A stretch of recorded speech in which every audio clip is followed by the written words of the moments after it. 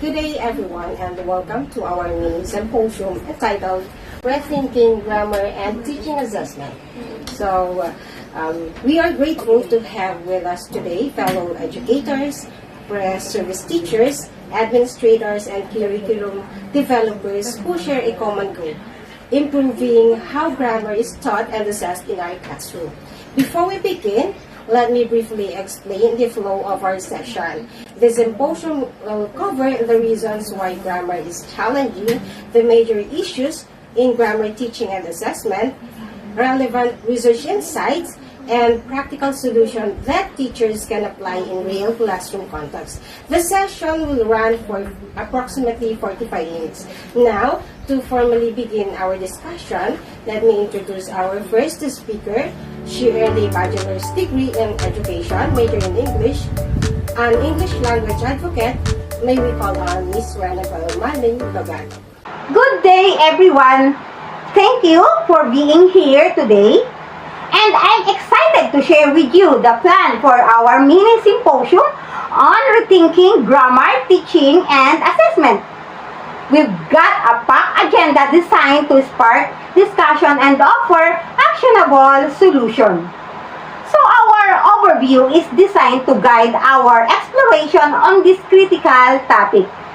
We'll be touching on 5 key areas. At first, we'll be diving into the issues in grammar teaching. Let's face it, we all know the struggles. Next, we'll tackle the issues in assessment. Are we truly measuring understanding or just memorization? We'll explore ways to assess grammar more authentically and meaningfully. Then, we'll turn to research insights. What does the evidence tell us about what works? And from there, we'll brainstorm solutions. This is where we get creative and share practical innovative ideas to overcome the challenges. And finally, we'll wrap up by formulating recommendations. We want to leave here with concrete, actionable steps that we can implement in our classrooms and schools to foster a deeper understanding and appreciation of grammar. So, why is grammar so challenging? First, it's often a misunderstood concept, seen as rule, not communication. Then, we struggle with rules versus communication, memorization versus real use. Finally, students' perceptions are often negative, boring, irrelevant. Acknowledging these challenges helps us find better solutions. So, let's talk about the core issues in grammar teaching. We face several key challenges that impact students' learning. First, there's the memorization problem. We often rely too much on drills and rule recall. Students remember rules but confuse them in real communication. Think of it like this. It's like memorizing all the driving rules, speed limits, signs, but never actually driving. You know the rules, but you wouldn't know how to handle a real situation. And next, we see a lack of balance. Teachers often shift between strict rules and communicative tasks, which confuses learners. Studies suggest a focus-on-form approach, balancing accuracy and fluency. So another issue, grammar is often not contextualized. We teach it separately from reading, writing, speaking, and listening. Students struggle to apply lessons in real life. Research shows contextualized instruction improves retention. And we also have teacher confidence. Some teachers feel unsure about advanced grammar, affecting their explanations. Professional development can improve teaching effectiveness. And finally, in issue number 5, there are student differences. Learners vary in speed, background, and learning styles. One-size-fits-all teaching leaves some behind. Differentiated approaches support better learning. So, those are the key issues.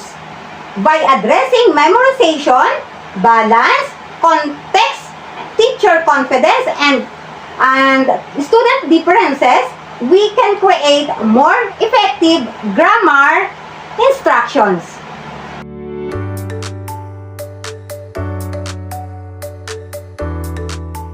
Hello everyone, my name is Sheena Mae Moldon from Section 2E33C and taking Bachelor of Secondary Education major in English. So today I will be discussing part 3 issues in grammar assessment. So our first issues is all about tests focused too much on accuracy. Many grammar tests look only whenever sentence is grammatically correct, but real communication is more than correctness. It's clarity, fluency, and meaning. So the example of this is the boy is reading a book. So our second issues is all about over-reliance on multiple choice tests. Many schools depend heavily on multiple choice because they're easily to check. But these tests measure recognition, not actual language use. So an example, this is a sentence which is, he goes to school. So about this disconnect between teaching and testing. We often teach grammar through communicative activities, group work, conversations, writing tasks, and games. But when it's time for assessment, student gets a full of isolated grammar items. So example of this is students practice the past tense by telling a story in a groups. So the fourth issues will be discussed by my classmate Richel Andrade.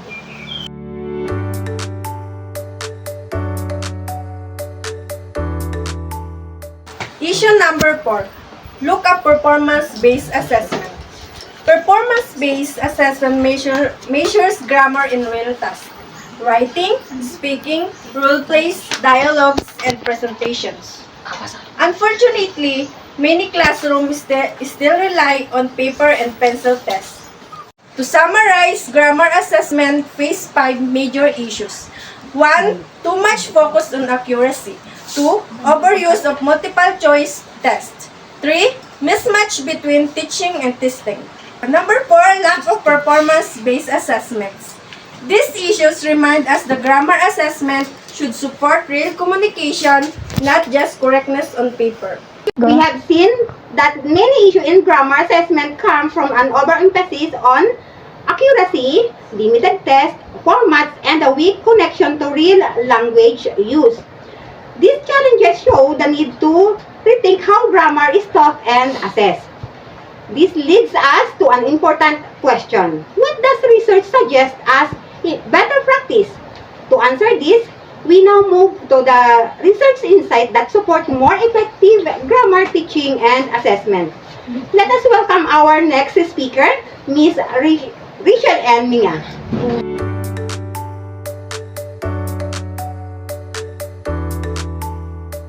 Good day everyone. Before we begin, let me briefly introduce myself. My name is Richel Minga and I am an English language educator, and today I'll be presenting key insights on grammar teaching and assessment. This topic is important because grammar remains one of the most challenging areas in language learning. Many classrooms still depend on memorization, isolated drills, and accuracy-focused tests, even though current research highlights the value of contextualized and meaningful grammar use. In this presentation, we'll look at the major issues teachers encounter in both instruction and assessment, explore research-based justifications, and consider practical solutions that support more effective learning. The aim is to understand why these challenges persist and how balanced, authentic approaches can lead to better student outcomes. With that, let's start by examining the core issues that shape how grammar is taught today. Let's now talk about the research insights, or the research-based justification that refers to explanations or decisions that are supported by findings from credible studies. In teaching grammar, it means using approaches that have been proven effective through research, such as integrating grammar into real communication, combining explicit and implicit instruction, and giving ongoing feedback to ensure that classroom practices lead to better learning outcomes. So let's now move on to number 2. Use contextualized grammar teaching. So grammar taught through reading passages, dialogues, videos, or authentic text is easier or understand and remember. Context show how grammar functions to create meaning, which strengthens comprehensions and long-term retention. So for example, instead of giving isolated drills on conditionals, the teacher uses a new article about climate predictions, and then students identify the conditional statements in the article and discuss why they are used. Then they write their own sentences based on the topic. For number 3, we have here integrate grammar across macro skills. So how is it goes? Teaching grammar through reading, writing, speaking, and listening helps students connect structures to real communication. This improves accuracy because they see grammar as part of meaning making, not just as isolated rules. Example, students listen to a short interview, note how the speaker uses modal verbs, discuss the meaning in their pairs, and then write a short response using the same forms. Grammar becomes part of all 4 skills rather than a separate lesson. For number 4, use task-based language teaching, so the TBLT. How is it so? Task-based learning requires students to complete real-world tasks using target grammar. This approach shifts the focus from memorizing rules to using grammar as a tool for communication. It also provides natural opportunities for assessment. So, for example, students conduct a short survey about weekend habits. To complete the task, they must use correct question forms and present their findings using the correct verb tenses. So grammar is applied while accomplishing a meaningful goal. For number 5, employ formative assessment. Another key research insight is the importance of formative assessment in grammar learning.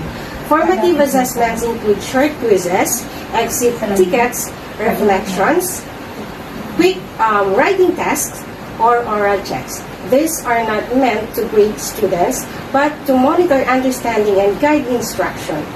Research shows that informative assessment helps teachers identify learning gaps early and adjust their teaching before students fall behind.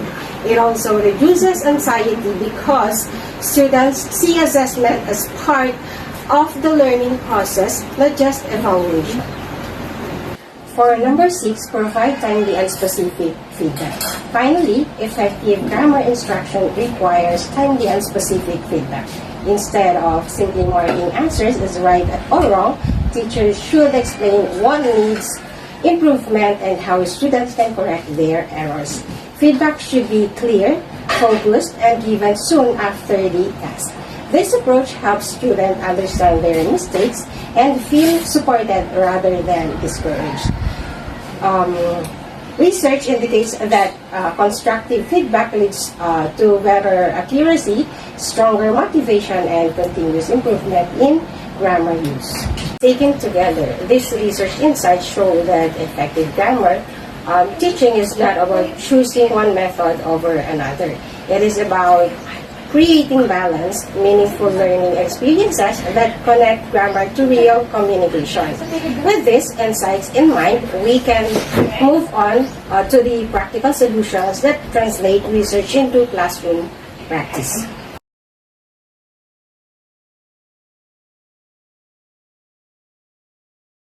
Good day everyone, my name is Ronabel R. Logatoc, and today I will present practical classroom recommendations, which focus on teaching grammar in a more meaningful and engaging way. By these strategies aim to help students use grammar effectively in real communication rather than merely memorizing rules.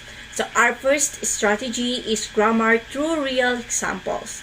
Involves the use of authentic materials such as blogs, news clips, and everyday conversations.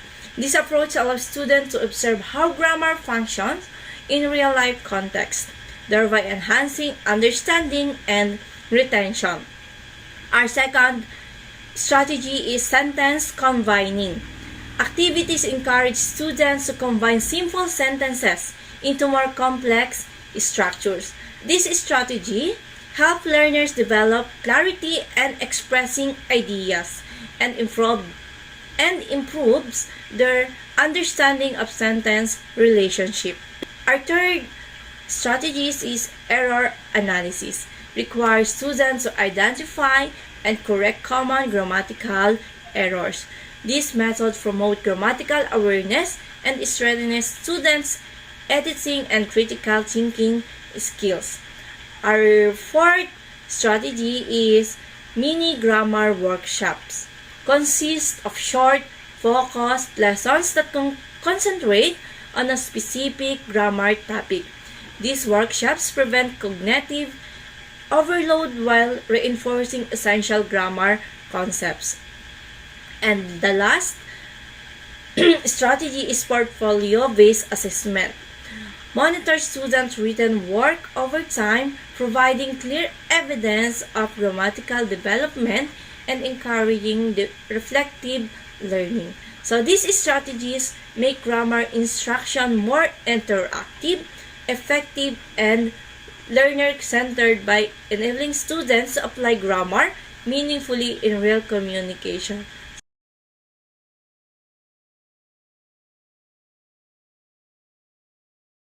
So we have 5 recommendations here. Number 1 is grammar through real examples, through vlogs, news clips, and stories communications.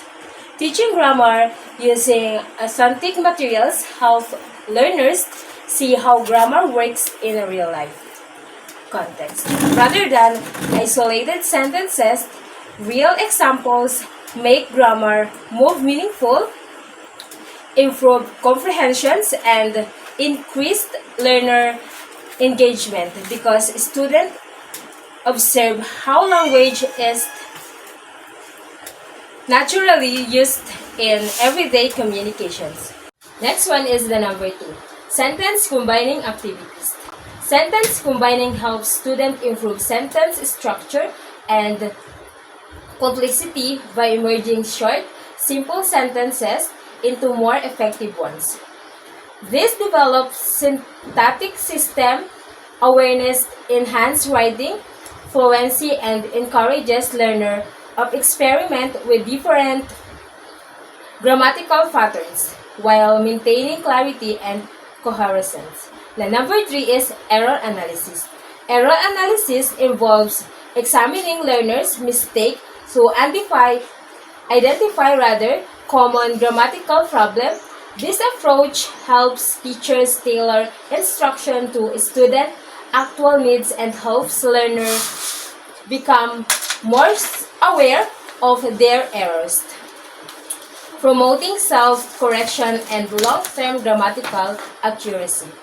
And number 4 is mini grammatical workshop, 10 to 15 minutes.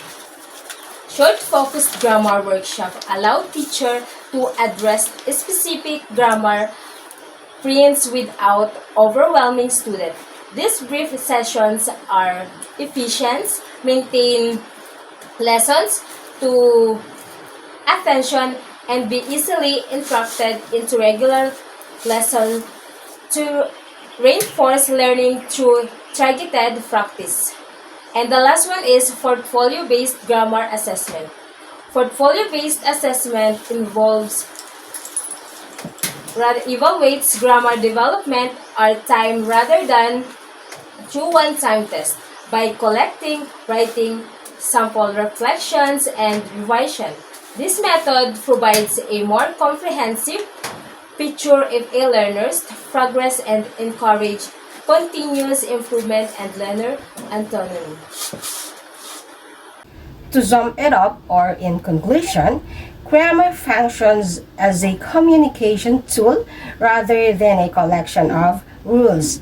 Effective instruction requires balance. So, number one, accuracy and communication. For the number two, explicit and implicit communication, and then traditional techniques and modern meaningful approaches.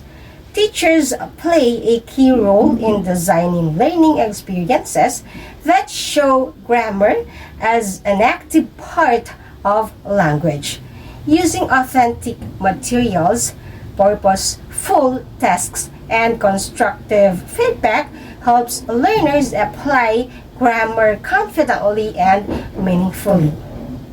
Thank you, and I hope this mini symposium supports more effective and engaging grammar instruction. God bless everyone.